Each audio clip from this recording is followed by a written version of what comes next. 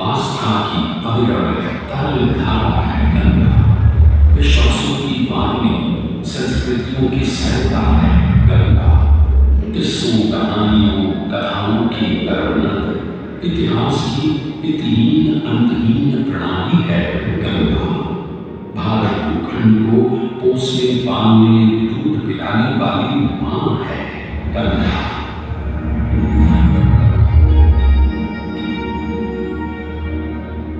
इसी जीवनदायिनी मां का, गंगा मैया का जन्म कब कहां कैसे हुआ जानते हैं ना? आइए बैठिए, आज हम आपको दिखाएंगे सुनाएंगे गंगावतरण के पौराणिक मिथक की कहानी। कहानी तब की है जब सारा संसार 3 लोकों में बटा और बसा हुआ था। स्वर्गलोक, भूलोक और पाताललोक। उसी सतयुग में इक्ष्वाकु कुल के सूर्यवंशी राजा सगर ने सारे संसार को जीतने के लिए एक अश्वमेध यज्ञ का संकल्प किया। सुने सुने सुने, सब सुने, या जिन्हें पूरी तरह से जहां दी जाएगा वो भूमि राजा सगर की मानी जाएगी। यदि किसी ने इस अश्व को रोका या पकड़ा तो उसे सगर के 7,001 पुत्रों और उनकी रक्षाक सेना का सामना करना पड़ेगा। सुने सुने सुने। अपराजेय बढ़ता जा रहा था और स्वर्गलोक में बढ़ती जा रही थी देवेंद्र इंद्र की दुविधा। उन्हें लगा कि अगर सगर का प्रभाव बढ़ता रहा तो उनका इंद्रासन ही मिल सकता था। डर कर वो अश्व को रोकने की युक्ति लगाने लगे।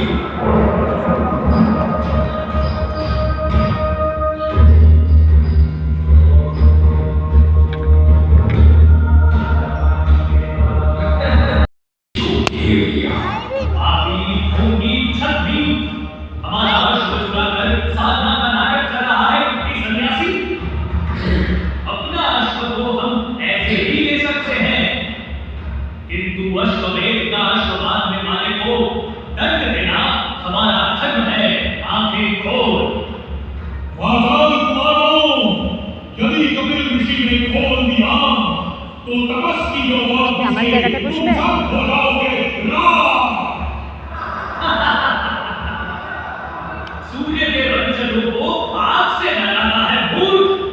अगर तूने तुरंत आंख न खोली तो अभी तेरा दम भीतर तेरे धड़ से अलग करता हूं, घोड़ा चोर।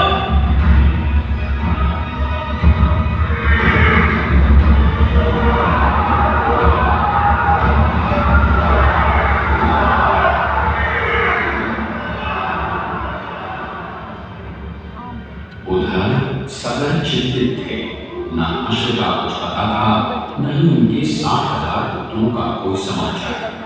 पिता की चिंता देखकर उनका प्रिय पुत्र अंशुमन भाइयों को ढूंढने चल पड़ा। कपिल ऋषि ने आंख खोली तो सामने राजकुमार अंशुमन था। अंतर्यामी ऋषि सब समझ गए। उनसे सच जानकर अंशुमन टूट गया। अपने भाइयों की ओर से मैं आपसे क्षमा मांगता हूं, किंतु आपको ही उन्हें वापस जीवन दान देना होगा। मृतकों को जीवन नहीं, तर्पण की होती है आवश्यकता। मृत्यु का इलाज कोई नहीं कर सकता, किंतु मेरे कोप की योगाग्नि से भस्म लोगों का आसान नहीं होगा तर्पण। गंगा जल, केवल गंगा जल ही करेगा मुक्त उन्हें, जो भस्म हुए तेरे परिजन। गंगा, गंगा किसका नाम है ऋषिवर? स्वर्ग की सरिता है गंगा, विष्णु के चरणों से पैदा ब्रह्मा की पुत्री है गंगा। विष्णु के पैरों से पैदा ब्रह्मा की पुत्री? मैं कुछ समझा नहीं श्रेष्ठ ऋषि। ये एक लंबी कहानी है। दादी था राजा बड़ी, पर करता था दंड। पूरी पृथ्वी पर फैला था उसका ही आतंक। उसके आतंक को रोकने विष्णु ने किया एक रूप। बावन अंगुल का कोना बनकर पहुंचे जहां था भूत। सारे दरबारी पौने ब्राह्मण पर हंसे, पर बलि ने जब उसे दान मांगने को कहा तो उसे कुटिया बनाने को केवल 3 पग भूमि मांगी। पर जब पौने ब्राह्मण ने भूमि नापनी शुरू की तो जैसे भूचाल ही आ गया।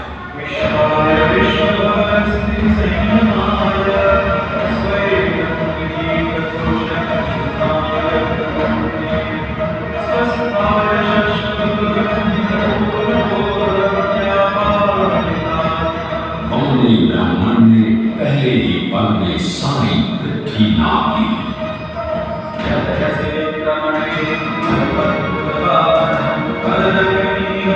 वामन ने दूसरा पग जब स्वर में रखा तो ब्रह्मा ने उनके चरण धोए। विष्णु के चरणों से निकले उस चरणामृत को ब्रह्मा ने अपने कांधल में भर लिया। बलि, अब बता, तीसरा पग कहाँ हो? मैंने जान गया हूँ, आप ब्राह्मण हैं, स्वयं विष्णु है। आप अपना तीसरा चरण मेरे सर पर रखिए ब्राह्मण देव।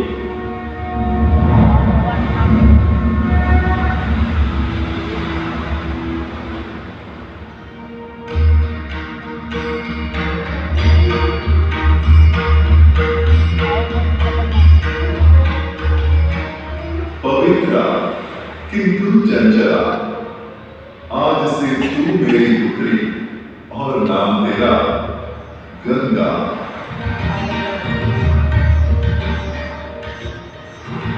पुत्री पाकर ब्रह्मा बड़े प्रसन्न थे। तभी स्वर्ग में आना हुआ ऋषि दुर्वासा का। बेचारी बालिका गंगा, उसे कहाँ पता था दुर्वासा का क्रोधी स्वभाव। चंचला गंगा, यदि तुझे स्वर्ग में भंग करना है ऋषि दुर्वासा का ध्यान, तो तू भूलोक में जा, वही पतित पृथ्वी है अब तेरा स्थान। क्षमा क्षमा ऋषिवरे, गंगा है वही अवरुद्ध, कैसे झेल पाएगी वो आपका श्राप और क्रोध? भूलोक को इसे जाना पड़ेगा, किंतु ना आज ना भी। जब इसका बुलावा आएगा तब जान जाएंगे सभी। और फिर वापस कब आएगी मेरी बेटी? पृथ्वीवासियों को अपने जल से धोते धोते जब यह स्वयं दूषित प्रदूषित हो जाएगी, तब गंगा धरती पर और न रहने पाएगी और वहां से लुप्त हो वापस स्वर्ग आ जाएगी।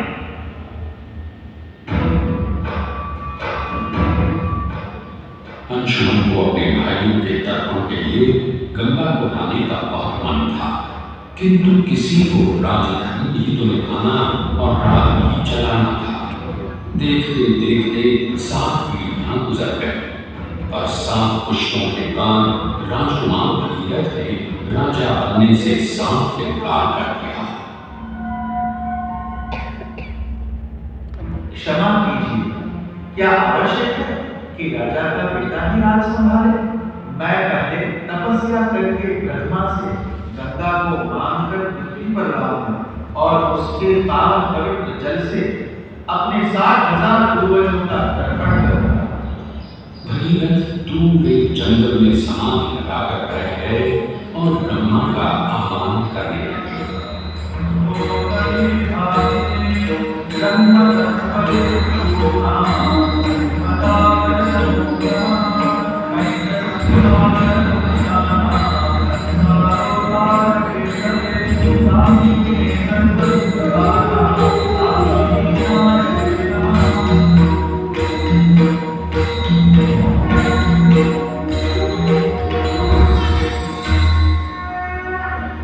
पुत्र भगीरथ, हम तुम्हारे तप से प्रसन्न हैं। बताओ, क्या आशीर्वाद चाहिए?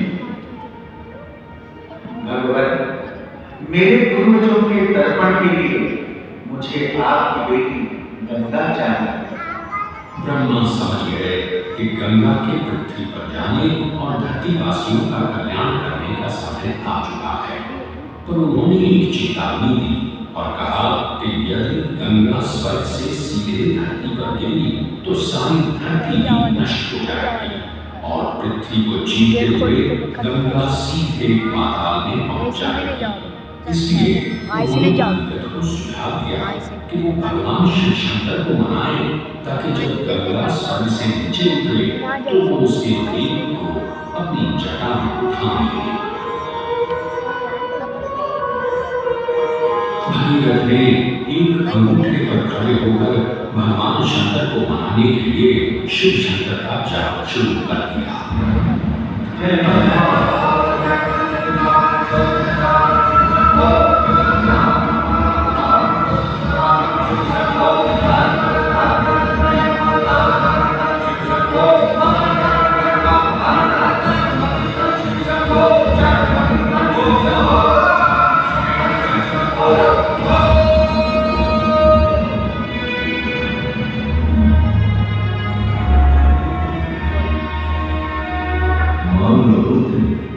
कोई भी वर मांग लो आज।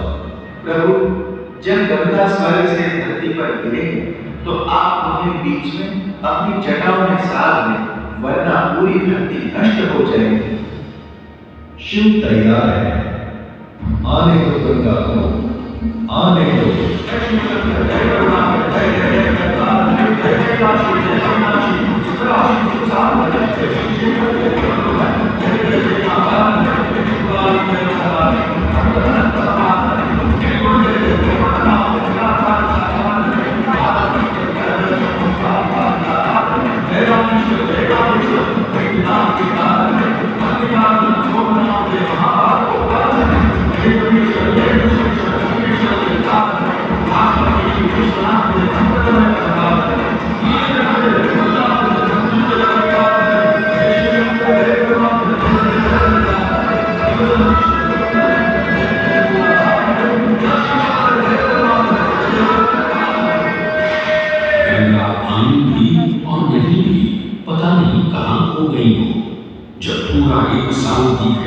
तो भगीरथ ने शिव जी से पूछा।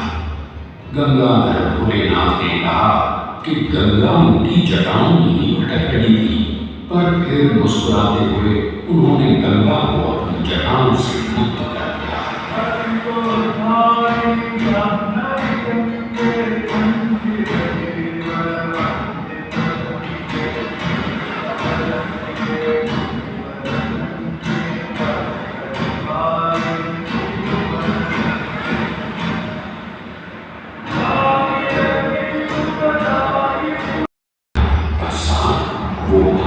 सबसे महत्वपूर्ण नदी बन गई, जिसका भारत के जीवन में धार्मिक, आर्थिक, सामाजिक, ऐतिहासिक परिणाम अनंत है। गंगा के 2500 किलोमीटर के सफर के बीचों बीच बसा है बनारस।